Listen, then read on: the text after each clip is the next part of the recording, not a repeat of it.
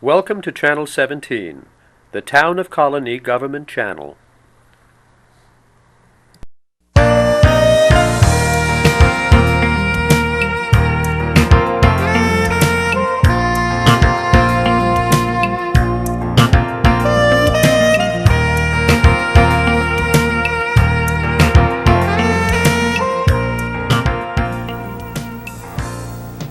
Hello and welcome to Focus on Health. I'm your host, Peggy Mello. Today's guest is Donna Lochner, a licensed mental health counselor who has a private practice in Albany. Welcome back to the show, Donna. Thanks, Peggy. Now, I've already had you for dealing with difficult people. We've already done a show on that, and also grief. And now you are here for an emotional eating show. Yes. Do you want to talk a little bit about your background? As you mentioned, I am a licensed mental health counselor. My interest initially in eating issues came from my own experience with an eating disorder, bulimia, 20 years ago. And that was what first interested me in this aspect of the mental health field. So when I began doing this work professionally, it really was a combination or a synthesis of both my personal and my professional experiences that having struggled for several years with an eating disorder, going through recovery, and then learning from in later years, learning from my clients about where the pain was for them and what helped and what hurt. So that's really kind of where I draw my philosophy and experience from. Now, let's talk about a definition of emotional eating. I sometimes call it emotional eating or compulsive eating. Basically, what I think of is eating for consistently or frequently in the absence of hunger. Some people binge eat. A binge is eating a large amount of food in a small period of time, usually within a 2-hour time period, quickly feeling out of control, feeling disgusted with oneself. That's what we consider a binge. Some emotional eaters may just eat all day long, little bits here and there, but the common denominator is it's not about hunger, and it's done in order to meet certain emotional needs. And what do you think the emotions would be that would cause that? I mean, You obviously it runs the gamut, but what do you Yes. think the popular reasons for Okay. this would be? I think that frustration, loneliness, boredom, stress, anger, I think those are some of the big ones. People do use food to celebrate, and I'm not saying that there's anything wrong with that, but when people are eating in a way that they don't feel good about, that doesn't feel good to their bodies, as you said, there is a gamut, but it tends to be when people are having unpleasant emotions that they'd rather not feel. Is there a general personality characteristic that goes along with that? Or is there a certain way that a person feels about themselves that causes them to do that? You know, I know we were talking about this a little bit earlier, and one of the things that came up was that there's a lot of self-deprecating behavior, a lot of feeling angry with oneself, feeling disgusted with oneself, disliking one's body. But one that just popped into my mind that I see a lot of is black and white thinking. Either I'm eating really well or I've fallen off the wagon, and if I'm going to eat something that I wasn't, quote, supposed to, or eat more than I set out to eat, forget it, I'll just eat everything in sight until the next time. It's a very black and white kind of way of looking at the world, that either I'm perfect and I'm on, or I'm a schmuck and a loser and I'm eating everything in sight. So I'm dieting or I'm compulsively eating. That's really common. I think one of the things I've heard that happens is kind of a snowball effect, where, or should I say a domino effect, either way. Is the scale our enemy? Because you get on a scale and you see what the numbers are, and then you're disgusted. And then the disgust leads to eating. And then the eating leads to scale Right. going higher, and then Yes. it's just this horrible sequence that repeats itself. One of my all-time favorite authors, Janine Roth, on the topic of emotional eating. In one of her books, she refers to it as bowing down to the scale god, getting on the scale each morning and essentially asking, do I get to eat today or do I feel bad today?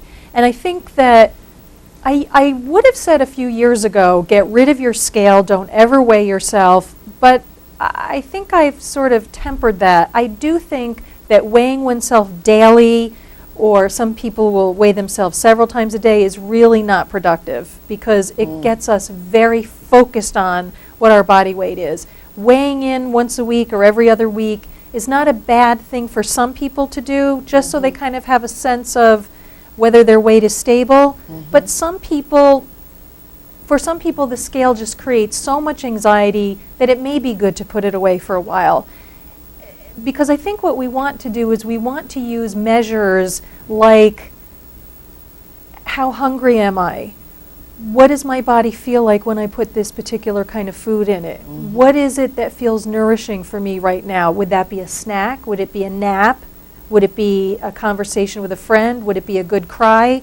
So I think we really need to change the way that we measure, quote, success in terms of our relationship with food. And what about dieting in general? Should that be completely Well, you're asking me, eliminated? so when I think of dieting, I think of restricted, restrained eating, deprivation-based eating, eating that the goal is weight loss.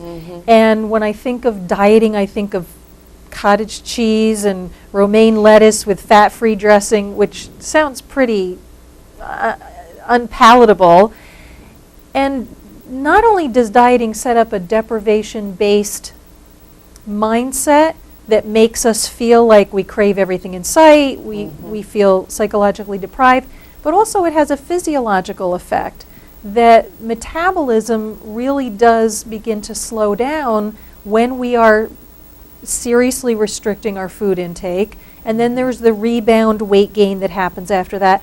I don't think that dieting per se is a productive or prudent approach to managing weight.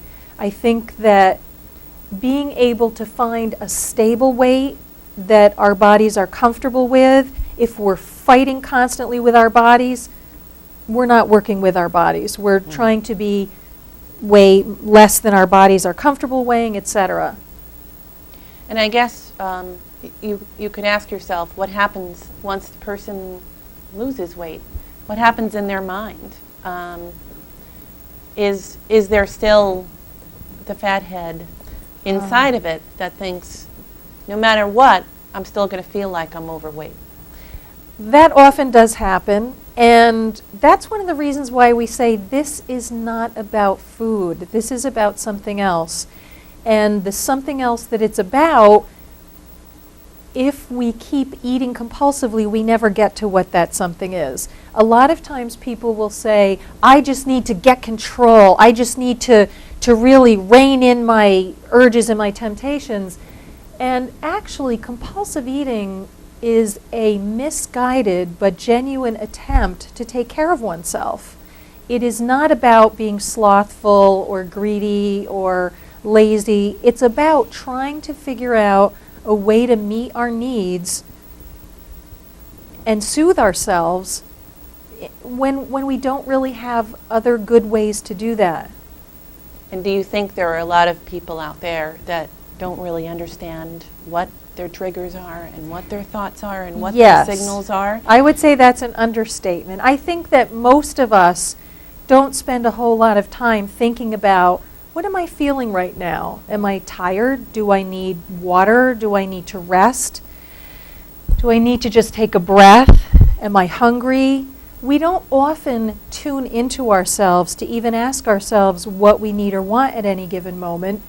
So kind of expanding from there, we often don't know what we're feeling, what we're needing. If I have an experience where something feels kind of ouchy inside, I may not know what that is until I take some time to sit with it and sort of let it unfold. And I don't think that we really give ourselves much of an opportunity to be with, identify our feelings. So yes, I would say that a lot of us are not in touch. And I think a lot of times, most of the time you're identifying negative thoughts.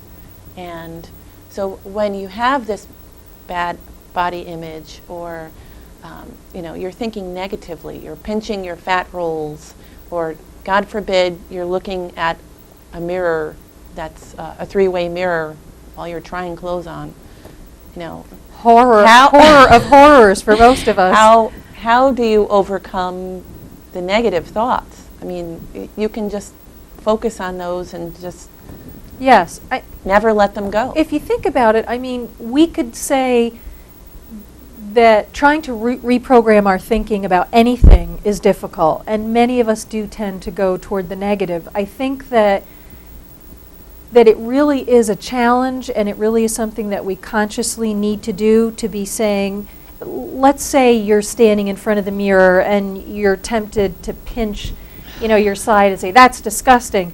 That you might, as corny as it sounds, you might want to apologize to your body for treating it so harshly. Would you talk to someone that you loved and respected in that way? Would you say to your beloved friend or daughter or partner, you're disgusting. Look at that Subcutaneous. Thank you. Layer of fat around you. I mean, it's being mean. It's being overly critical. And any time that we are extremely critical to ourselves is really something that we want to keep a check on. And I think that one of the reasons, there are many reasons for that, but one of them is that self-hatred, being self-critical, does not lead us out of the maze of food struggles. It leads us further in. The more we are mean to ourselves or critical or negative, the more we want to eat in order to silence that. And I think that one of the things that is so hard for most of us to get is that the way out of this is self-compassion, is when we behave in ways with food or with anything that we don't feel good about, that we say to ourselves, oh, I don't really feel good about that. I don't want to feel that way again. I think I'll make a different choice next time. And we pick ourselves up, we brush ourselves off, and we move forward. But yelling at ourselves, telling ourselves we're disgusting, leads us further into the muck that we're trying to get out of. Absolutely. For many of us, if being self-critical worked, we would probably be the best functioning people on the face of the earth. And if dieting worked, we'd be the thinnest people on the face of the earth. Well, I mean, I also think that a lot of it has to do with media influence. When you see the models going down the runway and they're, size -4 or whatever, and I think that at least as women, I think we are expected, we're told that we have to look like that. When I think, 50% of women in the United States are size 14 or higher. Yeah. It's not reality. It's not reflecting reality, but we are still influenced by that. And I remember, that's what I think drives us crazy sometimes. Yeah. I remember when I was early in my own recovery, a therapist suggested that I go and sit at a mall and just sit and watch the people walking back and forth. And first of all, noticing that very, very few people actually look like whatever that cultural ideal is. And frankly, honestly, Right. when I look at models that look like that, I see nothing that looks attractive or appealing. I just don't find it appealing or attractive, but at one time I did. And also looking for women in walking back and forth through the mall who had bodies like I did or do. And saying, oh, here's someone who's walking around as if she has a right to show up in public with a body like mine or anybody else's. And that it really does take some conscious effort to make friends with the bodies that we have. And one of the books on the table, which I imagine we might just touch base with later, Fat is Not a Four-Letter Word, has pictures of Rembrandts and other really famous painters of voluptuous and fleshy women. And many of us, Rubenesque, many of us don't spend time looking at shapes like that and thinking of them as beautiful. Right. Absolutely not. So let's talk about solutions. I know that we've talked about a few, but Yes. you've done a few seminars on compulsive eating. And what are the solutions that we can follow?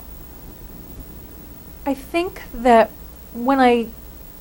if I were to oversimplify it and break it down into two segments, one segment would be what I might call the emotional piece. I do a workshop called Healing Emotional Eating, which is really the part about what is it that I'm really hungry for? Right. Am I hungry for food, for a nap, a good cry, company? And what is my relationship like with nourishment? Do I give myself permission to nourish myself with food, with other things? Do I emotionally and spiritually nourish myself? So the question that I would ask myself, or the two questions, are when going for food, what am I hungry for? Am I hungry for food? If not, what is it that I'm hungry for? And becoming willing to feed myself what I am hungry for, which often will not be food. And the other question in the emotional realm would be, what is the best way for me to love myself, to take care of myself right now? Which choice would lead me more to that place? If I were a woman who really loved myself, or a man who really loved myself, what would my choice be right now? And then in the other camp, which I think of as the physical, the nuts and bolts aspect of, what do I do when I want to eat everything in sight, but I'm not hungry? So in that camp, certainly one of the questions, again, is, am I hungry when approaching food? Right. But one of the things that is really, really powerful are what we call delay techniques. And a delay technique basically is based on the idea that often we have an urge and we act on it. And we strengthen the habit of that behavior by urge, action, urge, action. But if we put some space in between the urge and the action, it tends to weaken that habit. So basically what we do is say, let's say I'm having a really strong urge, I'm watching a commercial for Doritos with 6 different kinds of sour cream guacamole dip, but I'm not hungry. What do I want to do? I say, okay, I acknowledge that I'm having this craving and that I'm not hungry, so I'm choosing not to eat right now. Let's see if I can go 10 minutes without getting up and going into the kitchen. So I'm putting off the action that follows the urge.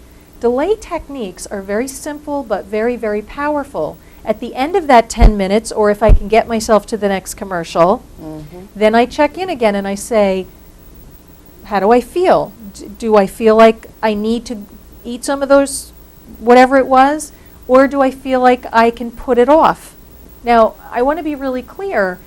If you are hungry, the only appropriate response to hunger is to feed yourself. I'm not talking about using tricks for when you're actually hungry. I'm talking about when you're not hungry, but you want to have whatever it is. And the more times that we can put a delay between the urge and the action, we continue to weaken and weaken that bond. I remember hearing a dietitian a number of years ago at an eating disorder conference talking about how urges are like waves, that they ebb and they flow. And sometimes if you just put it off a little while, the urge will pass. It doesn't always work that way, as I think we all know. But delaying it really gives us an opportunity to check in and see, what is it that I'm really needing or wanting right now? Giving it a chance to subside. And if you come back and say, no, I absolutely must have it, then eat it. And then do the delay technique again at another time. Now, I just finished a book called French Women Don't Get Fat. Actually, she wrote 2 of them. And if her name weren't so French sounding, I might be able to pronounce it. Something like Mireille Joannou or something. What she talks about is she compares the French culture of eating with Americans and how we eat, and basically how disgusting we are. And she compares the way that she eats a banana in the morning and the way we eat bananas. She cuts her banana in half. She eats half of a banana, and she gets a plate. She cuts the banana into small bite-sized pieces. And then she eats very slowly, one piece at a time. And she completely enjoys this banana. That's conscious eating. And she compares that with us eating our bananas, and 4 seconds later, the banana's in our stomach. Yeah. And do we really enjoy that banana? Probably not. And she also discusses cravings and how chocolate is, for French women, is essential on a daily basis. She just has one little piece on a daily basis instead of a whole chocolate bar. And one of the reasons one little piece that every day. Yes, and one of the reasons she's able to do that is because she knows that she will be able to have it again tomorrow, and she has given herself full permission to have it. She has not said, oh my God, I can't eat this, it's horrible, it's bad, and since I've blown it, I'll eat 3 more just like it. She says, no, I have total permission to enjoy this, and I'll do that, and I'll have more tomorrow. It's a very balanced way to look at things. Well, I've always talked about a computer chip I've been dreaming of that we could just implant into our brains, and that would just cause us, no matter how crazed our schedule is and how we're eating on the run, we would just be able to eat whatever we were supposed to be eating. And eat it slowly and thoughtfully, but when is that going to happen? You ever see people that are driving that are eating a cheeseburger while they're driving? I mean... Yes. Sometimes I'm one of those people. But you really bring up a good point that in our culture we are so speeded up, we are so driven, everything happens so quickly that we really don't pay a lot of attention. And we rush through so much of what we do without even experiencing it. Well, and the other interesting thing about eating out that's always a challenge for me is we get sometimes very large portion sizes. Yes. And, I mean, is it really thought of that we have to finish whatever's on our plate? Many people were brought up that way, and I think that's why it's so important to rely on, to create and build on the internal part of us that's able to say, I'm full, I've had enough, my body has had enough, and to be able to take it home and eat it whenever you're hungry again next. We're so reliant on external cues to tell us what to do, how to feel, how much, and we don't really rely as much on our own internal cues. I mean, if you think about it, the basics, sleep, drinking, eating, going to the bathroom, I mean, we can pretty much tell when we need to do those things, except when we've gotten really out of touch because we've stopped paying attention to our insides and started to pay more attention to what the experts tell us. Not that experts don't have anything useful, but when we start tuning in to our body's wisdom, that's really a good starting place in order to be able to manage some of these issues. Okay, so why don't we just talk a little bit about our books that we have on the table. Now, if you would like to hold up the Janine Roth, I'm pretty impressed by how used that book is. This book, this is the old, she has one out with a different and newer looking title page. But this book, Breaking Free from Compulsive Eating by Janine Roth, has been well loved. And when I was going through my own recovery from bulimia, this was my Bible, and I carried it around in my purse, and I would take it out and read a little bit just to get through the day. So this is an old-time favorite. My two current favorites are Intuitive Eating, which is written by two dietitians and really is along the premise of what we've been talking about, is tuning into your own internal sense of how much, when, what it is that I want to eat. And my other current favorite, French Toast for Breakfast, Declaring Peace Against Emotional Eating, is one of the reasons I really like this book is Marianne Cohen talks about the kind of controversy between the 12-step programs who say that... Like Overeaters Anonymous. Right, who say that compulsive eating is a disease that you never recover from, which I don't happen to believe that. Okay. And she helps kind of balance that out with the idea of that this is something that people can and do get beyond. Not everyone will totally heal from their compulsive eating, but I personally don't believe that fully healing is not an option. I think there are many useful things about the 12-step programs, but I don't think that the disease mentality is one of them. So she does a nice job of sort of sorting that piece out. And I think... And from the title, it would seem like she's saying you can eat pretty much whatever your mind tells you want to eat, whatever you're craving. And I believe that she got the title. Okay. She's a therapist from one of her young, maybe it was one of her anorexic clients, and she said, what do you not allow yourself? And she said, French toast. I don't allow myself French toast. And so part of her healing was to allow herself to have what she really wanted. To give herself the nourishment that she really wanted, which I think is so symbolic for all of us. Okay, and then we just have a few other titles to mention. There's another Janine Roth, When Food is Love. Yes, When Food is Love, it's been a long, long time since I read that, but the idea of how food never lets us down, it's the perfect love object, it never criticizes us, it's always there for us. That was a very emotionally charged book. You said that's the tearjerker, right? Yes, I cried through that entire book when I read it about 15 or so years ago, yes. Oh boy. Making Peace with Food by Susan Kano, which is also on the table. That's been around for quite a while. That's also another really solid, very useful book. And then one that people haven't really heard much of, Fat is Not a Four-Letter Word. This is the one with the Rubenesque paintings. Right. And it's really a lot about kind of the we're so prejudiced and stereotyping about people who are of a certain size or body shape.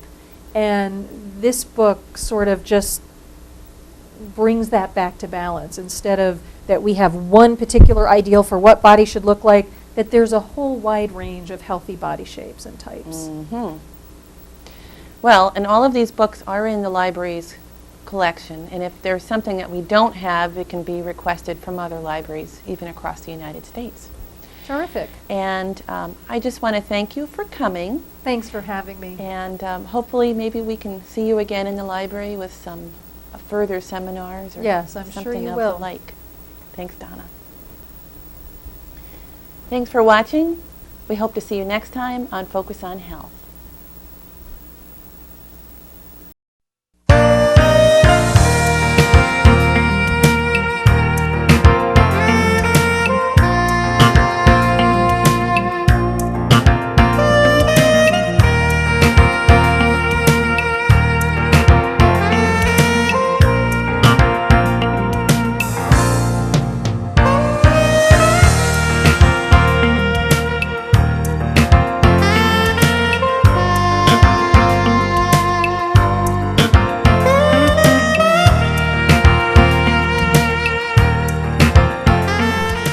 Welcome to Channel 17, the Town of Colonie Government Channel.